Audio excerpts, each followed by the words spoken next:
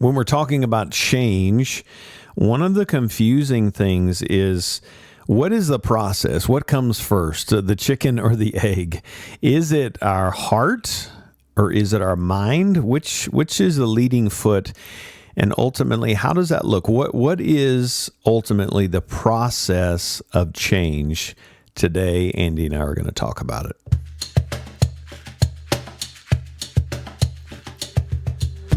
Well, welcome to Hope and Recovery. This is a Fellowship Celebrate Recovery podcast that shares hope and healing for our mental, spiritual, emotional, and our relational journey through life change stories and recovery topics, all centered around the Beatitudes and the Celebrate Recovery principles, where Jesus helps us to face our hurts, gives us the power to face our hurts, those hang-ups, how we see ourselves, God, and others, and circumstances, and ultimately change those nasty habits that are creating wreckage in our life to new healthy practices as we deal and face with those broken relationships that are around us. I'm a grateful believer in Jesus Christ. I struggle with drugs and alcohol and perfectionism. My name is Rodney. I'm the ministry leader at Fellowship Bible Church in Rogers, Celebrate Recovery. Hey, welcome. So glad you're joining us today. I'm excited. Andy Petrie is with me today, and we're going to unpack this topic on change. So, Andy, thanks for jumping on again today, man. Thanks, man. Thanks for having me. You bet, man. Introduce yourself, and we'll jump into a conversation on this. Yeah, sure.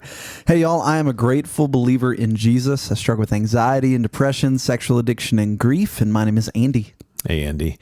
So, Andy, we're just kind of wrestling with this, and maybe you can kind of set the context of where you're kind of getting this thought, but just the idea of kind of the emotion versus understanding, heart versus mind.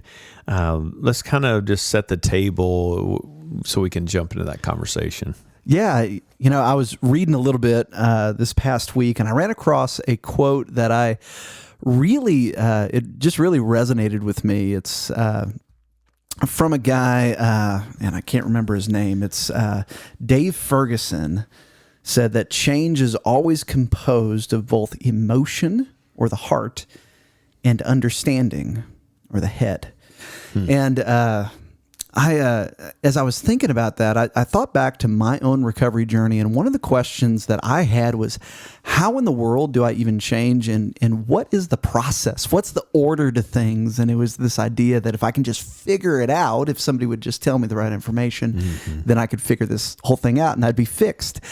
And I know there's oftentimes that I've heard well-meaning people say that I've got to know the truth and then allow my emotions to fall under the truth. And I don't totally disagree with that, but I think sometimes the order can get a little off. And so I just chewing on that, it's like, man, and I loved how you put, is it the chicken or the egg? Yeah. What comes first? Is it really the mind? Is it really the emotion? Is it really the same every time? Yeah. Well, and it's interesting. What is it? I think it's in Proverbs 29. I'm kind of going from memory. I should have written this down, but 29:7. But as a man thinks, I memorized the King James version. As a man thinketh in his heart, so is he. So it's interesting to think about how our heart can think, and we don't typically think about that can there be, are there times when we experience something, we think through our heart, which brings a greater understanding through our emotions, because they kind of get our attention. We talked about that on a prior podcast, just how our emotions, learning how to pay attention to our emotions, but how do our emotions bring understanding? Yeah. And is this right thinking?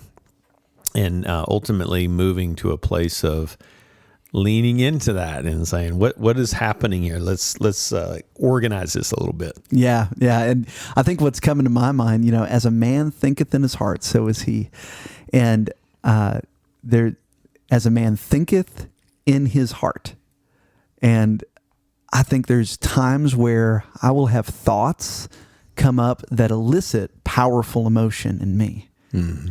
But then there's times where when emotions crop up in certain situations, it teaches me something, or I buy into, or I make an agreement with a certain situation, and then that becomes a thought that I operate out of. Yeah. Yeah. Yeah, and that's so important. I mean, we talked about this again on a prior podcast, but just, if it reminds me that whatever we seek first will organize every other aspect of our life. Seek first the kingdom, and all these things will be added. So if in my heart I have anxiousness, right, and you could make an argument that's in my brain, but it's impacting my heart, right? If I'm thinking in my heart is being impacted and just feeling this anxiousness in my body.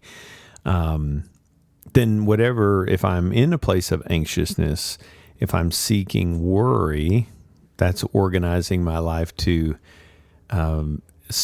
so is he. As a man thinketh in his heart, so is he.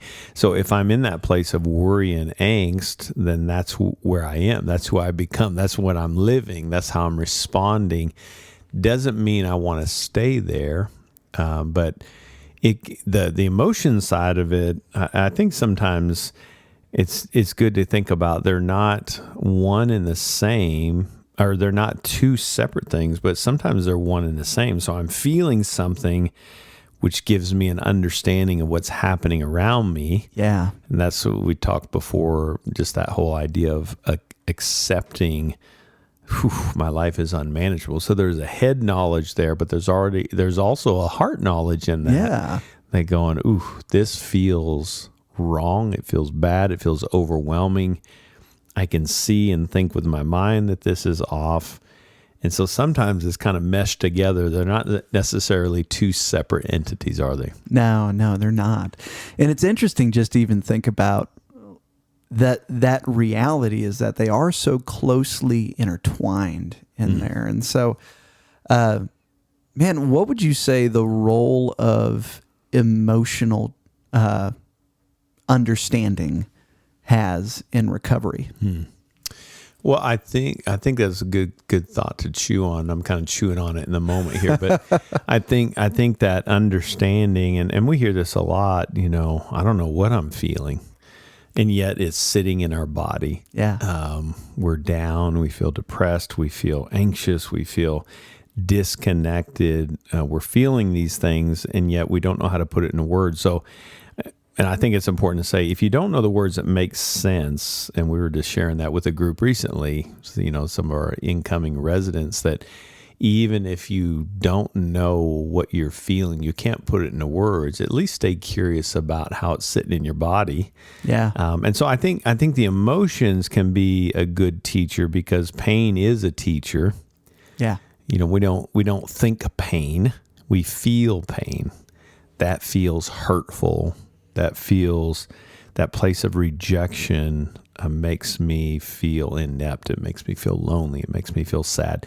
So I think it's kind of the facing the reality of what's happening in front of me and how is that impacting me. And if we can name that and explain that and put that to words, and that ultimately will help us to find an understanding of the way things are. Yeah. How we're feeling, the way things are, so that we can ultimately move into a different experience of healing and a new understanding, as we talk about those healthy practices, healthy truths, new understanding of how I see myself, God and others. What about you? What do you think? Yeah, what's in my brain right now, I always joke that it was only after I found sobriety that I found out that I had these things called emotions. Yeah. And I needed to organize them. And, of course, I'm being a little facetious with that. I knew that they were there. I just didn't know how to process them well. And before you go forward on that, let's talk about that, because that in addictions, our whole mission statement is to not feel. Yeah. In fact, if we feel in addictions, a lot of times it's hard for us to learn how to put things into words, because feeling actually was a danger cue for us. Yeah. That hurts. Get me out of this. And so that I mentioned that on one of the addiction podcasts, that most psychological problems that we see are direct results of us trying to run from our problems. Yeah. And so just to honor that, it's like it makes sense that you didn't understand what our emotions were because you were running from it. Because who wants to feel that? But it's learning how to feel in a healthy way. So I just wanted to speak into that as you said that. Yeah, and that's so good, because I think kind of what I'm organizing as we're jumping into this conversation is even to that idea of what is the process for change. Mm-hmm. For me, I didn't have a lot of emotional intelligence walking into the recovery process. I knew I had strong emotions that, to your point that you just said, I was trying to avoid in whatever way, shape, or form I could. Yeah. And so what I needed to hear other men organize their emotion so that I could understand how to organize mine. Yeah. And I think about the power for me of sitting in, I've told this story a lot on this podcast, but one time early on in my recovery, sitting with my sponsor, Tim, after I had relapsed, and he asked me, "Hey, all right, man, so why did you do that?" And I just said, "I don't know. I just felt like relapsing." And he goes, "No, man, something was going on." And then he gave me examples of his life where he had relapsed and the emotions that he was feeling and the way that he ran from it. And listening to him organize it helped me to go, oh my gosh, I think I'm doing the same thing. Yeah. And so it helped me to organize my story through his vulnerability. And so I think vulnerability and being able to sit with another guy, for me, I needed some of that head knowledge so that I could start going to my heart. Yeah, and that's good. I mean, because it is important to know that it's not just sitting around and talking about our emotions, although there's a humongous value to that because we have dishonored that, we've numbed it, we've shamed it, we've run away from it. But if we don't insert a new understanding as we're processing the emotion, we stay stuck in the emotion. Yeah.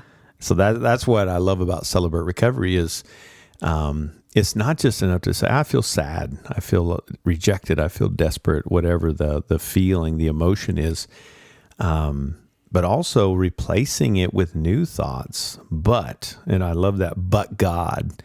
Yeah. But God, anytime we see that word but in the scriptures, it means God's about to tell us the exact opposite of what we just heard, right? Yeah. But God is with me and he loves me and he will never leave me nor forsake me. And so it's taking in these new truths. I have to I was talking about this in the teaching, the spiritual inventory part 2. It's like, this is not to shame when we're doing an inventory, that it's powerful to acknowledge who the person is, the place, the organization is that hurt me, what they did specifically to hurt me. But I think those center 2 columns are probably 2 of the most important columns in the inventory process. They're all valuable, but I think to what we're speaking with, emotion and understanding is the effect and damage. What emotions come up when I think about those actions, and how did that affect my cognitive? How did my distorted thinking, how did that cause me to think differently about God or my family or myself or my circumstances? And ultimately getting to my part, and my part is just understanding these are the things I found myself doing as a result of the thinking and the feeling that I may have numbed out or ran from or got so entrenched in some faulty thinking that, it's that whole thing. If I believe I'm a failure, usually my actions are confirming what I'm believing, right? Yeah, absolutely. Man, that's so good. Just thinking through like the importance of, like, for me, I needed to hear another guy. I needed to understand that it was okay to go to my emotions. And so that was a major understanding shift. Yeah. I needed to hear somebody organize it and honor their own emotions so that I could honor and allow myself to feel mine. Yeah. And as I jumped into trying to organize and honor my own emotions and understanding what those emotions were saying about myself, to that idea, those middle columns on the inventory sheet, the effect and the damage, what were those messages that my wounds taught me? It was out of that I learned what I needed to even further understand, and what were the things that were the core misunderstandings in my life about me and the way that God related to me, my relationships, my situations, all of those things. Well, and just thinking like medically, if you go to the doctor, I know you've had some physical stuff with your hips and stuff, and you went. I can remember you going several appointments, and they were watching you. They were watching your body. They were watching how you moved, the way you stood, your posture. There was this process of understanding why your body was tilting the way it was, and just kind of trying to figure that, to try to come up with an understanding, not so that we can just say, well, that's too bad. Just, I hope it works out for you. Yeah. But there was a plan. It's like, okay, well, let's create a strategy here to maybe change. And we can't always change physically. Sometimes there's things out of our control, but I think the metaphor applies spiritually, and in our recovery. We're understanding why we're doing what we're doing, why our posture is the way it is, so that we can ultimately create a new track. Understand the way it is, honor that, understand it, so that we can ultimately take responsibility for our part and create a new track. You were going to say something. Yeah, well, just to take that illustration a step further, what led me into getting my body checked out was that there was some physical pain that I was feeling. And so there was a level of feeling that was happening. But when they started looking at my body, they were surprised that I didn't have more pain going on, because my body was hiding so much more of it. And so sometimes when we walk into the recovery, there is a base level, I feel miserable. Yeah. But we're lacking a deeper understanding of the pain that we've buried over. Yeah. Hold that thought. I want to come right back to that. How pain kind of gets our attention, and we'll come right back, continue that conversation. Talking about the process of change. When we come back, we'll continue that. Stick with us. Hey, family, if you're looking for a time to connect, I just want to remind you, we have something called Connection Cafe at Celebrate Recovery. Now, sometimes it's easy to look at that as just a time to eat, and believe me, I love food, but Connection Cafe meal, and then on the back end of the night, Connection Cafe coffee and desserts, is to take in some food and coffee and soft drinks, that kind of thing, but it's to connect with other people. I want to encourage you, if you're not taking part in that, jump into Connection Cafe, 6 p.m. and then 9 p.m. after small groups. Welcome back. Talking with Andy. I'm Rodney Holmstrom. We're talking about the process of change. And Andy, right before we went to break, we were just talking about how pain is a kind of good teacher. Yeah. Continue that thought, man. You're on a good thought there. Yeah. So we were talking about how, I had some stuff going on with my body. Yeah. And I went into the doctor to get understanding about what was going on with my body. And what led me into that was the fact that I felt some physical pain. Yeah. And as I started digging into why that pain was going on, is that I got opinions from an outside perspective, and they were looking at some more of the reality of my body. There was shock that I wasn't feeling more pain in my life for what was going on. And I think that's very, very true. So like I talked about, before the break, how when I got into recovery, it almost felt like I was starting at an understanding point. But really what got me into recovery was the emotional misery that I was in because of the addictions that were going on in my life. And as I got into the process, I realized that pain got my attention, but the pain that I felt was just a symptom of the deeper pain that I had buried. Yeah. Well, and I think that's important. So just speak into the emotions and the understanding that we kind of led off with, the heart and the thinking. You had a felt need. You were feeling something. This hurts, and an understanding that this is not working anymore. Yeah. And understanding the path that I'm going, feeling this way is not working. So it's interesting just to think about that, put that into words. Then you go to someone, a source, to get more information, new information. It's like, hey, let me tell you my symptoms, and I need to face this so that I can have a new felt experience and a new understanding. So we're talking about in Celebrate Recovery, we walk through the doors. A lot of times we have a felt need. It's like, this hurts. And my understanding is, this is a mess. I can't do this anymore. I give up. I give up on my way of doing this. I'm tired of feeling this way. I want to feel something different. And my understanding of my life and recovery is a little bit distorted. I want to gain a new understanding. And in Celebrate Recovery, we get both of those, right? Yeah, absolutely. And it's interesting to think of, like, in my addictions and in my coping mechanisms, all I wanted to do was run from the pain, but allowing myself to feel pain and seek help is what actually put me on healing. So the healing from the pain was to lean into what the pain was saying. Yeah. And then understand that. Yeah. And so what does that practically look like? I mean, just thinking about our own recovery. I mean, I can think about when I came in feeling pain and my understanding. I mean, I had some really distorted views of myself specifically, but even the church as a whole. Yeah. Are people safe? We even felt that just in recent group, this brand new group, and you could just feel the tension in the room. Some guys going, I don't know if I can trust you guys. And so there's an understanding there. There's a feeling there, and doesn't mean it's necessarily right, but we have to honor, okay, this is what I'm feeling. This is what I understand community looks like.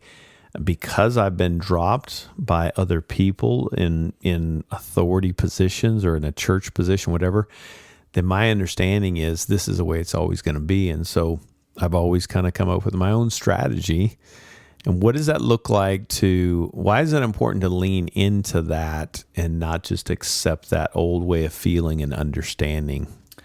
Yeah, I think for me, the pain came because what I was doing wasn't working. And when I leaned into what I was feeling and when I started to see the reality that what I was doing wasn't working, I had a choice. Yeah. I could ignore that and keep doing what I've done and keep getting what I've gotten. Yeah. Or I can stay curious that maybe there's another way forward. And as I dug into that pain, it was rather than avoiding the pain, that pain that I was feeling was actually because there was a longing that was being missed there. Yeah. And as I dug into what that longing was, understanding that the way I've been trying to fulfill that longing hasn't been working. Yeah. I could start learning what the true fulfillment to my deeper longings was. Yeah. Well, and it just made me think too, just the value, we shared this last night, keep going back to because it's just fresh on my mind. You and I are leading a group together. The value of the listening part, because we do a lot of processing, evaluating our feelings and our understanding. But when I get, and this is why old timers in a group is so important. Yeah. It's like, well, I've already dealt with stuff, okay, but part of your recovery is sharing even today. How did you bring your pain forward today when you were let down? And how are you continuing to feed your mind and your heart with new healthy understanding so you don't go back to that old place, right? But it's so important that even thinking about a typical open share, Friday nights for us are so critical, those open share groups. And I always walk out of there encouraged, but I'm only an hour meeting. I'm sharing 5 minutes of 60 minutes. It's like, wow, was that productive?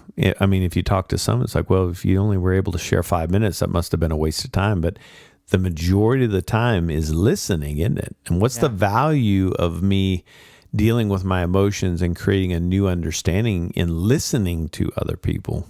Yeah. Well, as I listen to other people, one of the things that was so crazy to me is realizing how, there's a friend of ours down in Fayetteville that says the phrase, we may not all be in the same boat, but we're all in the same swamp. Yeah. Understanding that our emotions in the way that we process can be really, really similar. And so when I'm listening to a group of guys share, every time I'm in a group, I'm hearing guys, it feels like they're reading parts of my journal in there. And I see myself in their sharing, and as they share things using language that I've never used, I learn different ways to organize what's going on in my life, which leads to deeper understanding and deeper realization of either lies that I've been holding on to, in misconceptions of myself, or just being able to make sense of what's going on. And as I make sense of that, I experience healing in that. And I can actually, I don't want to get too crazy on brain science of change, but I know one thing that happens is that when we remember hard things, and we take shame and hard memories and share them in a safe place, and we're caught in that place, that actually changes our emotions that are tied to some of those memories in a very simplified way of saying it. And so it helps me to have new emotional experiences, which is some emotional change as I'm gaining head change, understanding. Well, that's so good. That's what I love about our open share group. So if you've been skipping out on the open share and you're not in a small group, really want to encourage you to jump back into that, because you're not only going to help yourself, you're going to help other people as they listen to you. But in trauma, in pain, we have a greater need than we do to think. Yeah. Right. So the need is, I have this stuff stored up in my heart. These are the emotions. I got to get this out. And if I can look across the room, in the room of trusted brothers under the safety and security of the small group guidelines, knowing I can share whatever and no one's going to try to fix me or judge me.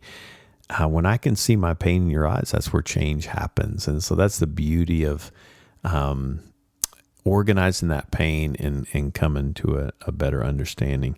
So Andy, in this space, man, really real plain language, somebody is kind of on the fringe of maybe overthinking it or still kind of white knuckling it. What comes first, the heart or the mind? Is it the emotion? Is it the understanding? What do I do with that, and how do what's the order of change in that process? Yeah. Well, I think they're so closely linked that sometimes it's hard to tell. Yeah. But I think right now, where you're at, if you're feeling pain, let the emotion be the place to start. Pay attention to it. Pay attention to it. Put it into words. Yeah. And if you're sitting there going, I don't know what I'm feeling, but I know something's not right, let the understanding be the place to start. Yeah. And get around people that can help you organize it. Yeah, that's good. And we've said this before, but there is a mental part of this. Make a decision. I'm making a decision. And then a heart response is to trust the process, which is connected to the thinking too, but it's the heart. I'm bringing my heart. I don't know how this works, but I'm just going to one moment at a time. And it sounds so cliche to say that, but it's so true. Just trust the process. Make a decision followed by the process. But closing thoughts from you, Andy, broad, big picture, what's on your heart with this, man? Yeah, I think just even as we're having this conversation, I'm realizing that the process of change, it oscillates and crosses over and intertangles between head change and heart change. And as soon as I'm gaining head understanding, I'm realizing that there's some deeper heart change that's starting to happen. And the cool thing is that that's what God does in our life for the rest of our life. Yeah. In Philippians 1:6, this has been one of my verses that I cling to in this process, that we can be confident of this, that he that started a good work in you will carry it on to completion until the day of Christ Jesus. Yeah. And so God's not done with us yet. If he has started that process of change in you, he is going to be so faithful and so grace-filled and loving to carry on that change in you. And it's our job is just to show up. Yeah, I love that.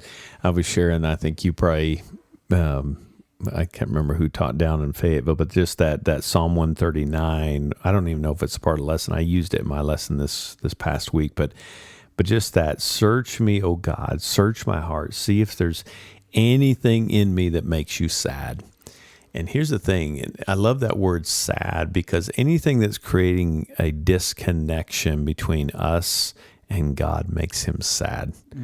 It's like, Lord, reveal that to me. And the way we can pay attention to that is what's making us sad, what's making us disconnect, and ultimately get to that end of that verse is so that we can be led on the path of everlasting life.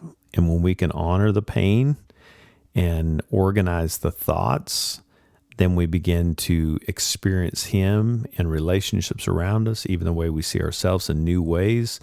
And we develop a new understanding of how to walk in this chaotic, broken world and yet still have peace. Only God can do that. That's the but God, right? Yeah.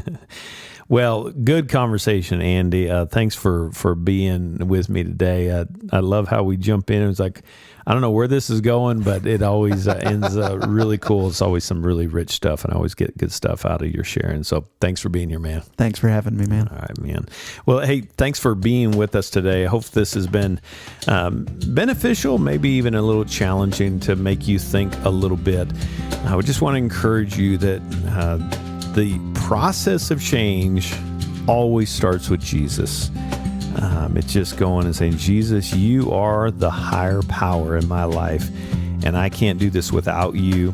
Thank you that you love me enough to die for me, and I'm going to start there. And when we do that in Principle 1, it's a game changer. So we hope and pray that you'll take that step. Maybe you're sharing this with someone in your family or close proximity.